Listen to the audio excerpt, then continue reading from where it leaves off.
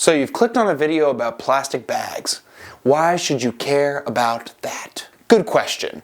Not because of this guy. You want to see the most beautiful thing I've ever filmed? But because states like Hawaii have completely banned them in stores. Italy has a strict ban, California is considering one now, and places like Washington, D.C. have had a lot of success with a bag tax. The age-old paper or plastic question has become more of a paper or your hands question. So why? What's so bad about plastic bags? And how is this guy taking the news? I'm Devin Green and I'll be answering that question on Green Screen.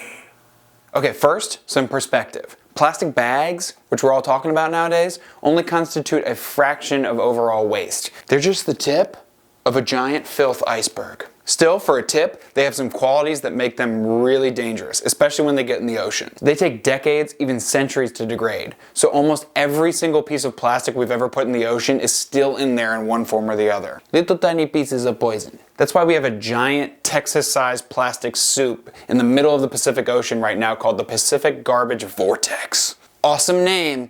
Terrible implications. When that plastic finally does degrade, it releases harmful chemicals. Now, according to the book Plastic Pollution, the two most common chemicals are BPA and polystyrene. You've probably heard the name BPA before if you've ever listened to Dr. Oz or your mom. It's a big deal. Fish populations breathe those chemicals, and then consumers of those fish get them in trace amounts. Taken together, BPA and polystyrene are carcinogenic, and they increase the sex hormone estrogen. Equally bad are the thousands of sea turtles, fish, and birds that are dying because of all the plastic accumulating in their stomachs. That's not fun to look at. Luckily, there are a few other options besides an outright ban like Hawaii's done. In our nation's capital, Washington, D.C., we instituted a 5-cent bag tax, forcing patrons to make a tiny microdeposit every time someone chooses plastic. It had a measurable effect. Planet Forward contributors Tim Palmieri and Megan Varner, who wrote a piece about the tax for Planet Forward, cite a study showing that residents are using 50% fewer plastic bags since the tax went into effect. Still, this is America.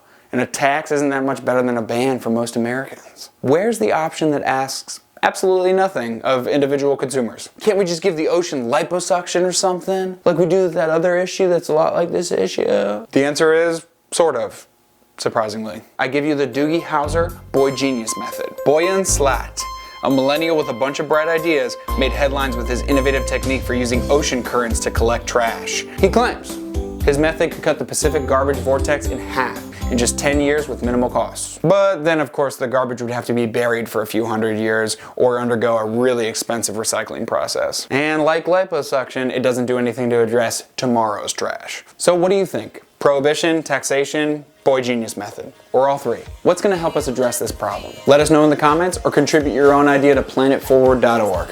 Our next episode will be about high-speed rail. Do you ever feel like a plastic bag, like a plastic bag?